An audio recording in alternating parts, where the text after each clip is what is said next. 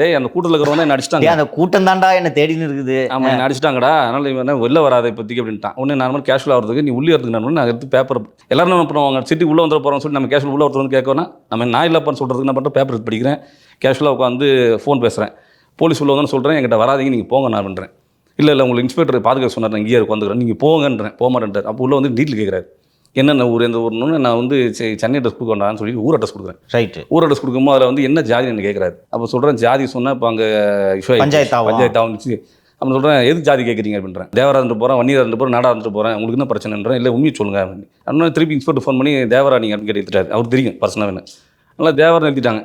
எல்லாம் நேரம் ஒருத்தன் உள்ள 2-3 பேர் உள்ளே வராங்க. உள்ளே வந்து யாரா நீங்கள் கேட்குறேன்னு சொன்னேன். நான் தப்பு இல்லை, யாராவது பண்ணிட்டு போகிறாங்க, நான் கிடையாதுங்க அப்படின்றேன். என் திருப்பி உள்ளே வந்துட போகிறாங்கன்றனால. இல்லை நீ தான் சொல்கிறாங்கன்னு. இல்லைங்க நான் எங்கள் அக்கா அட்வொகேட் தான் வாங்க வந்தேன், நான்லாம் உங்கள் தலைவர் வண்டியை மடிக்கல. அவங்க வர்றவங்களுக்கு நீங்கள் தான்றதே தெரியல, என்ன பிரச்சனைன்னு தெரியல.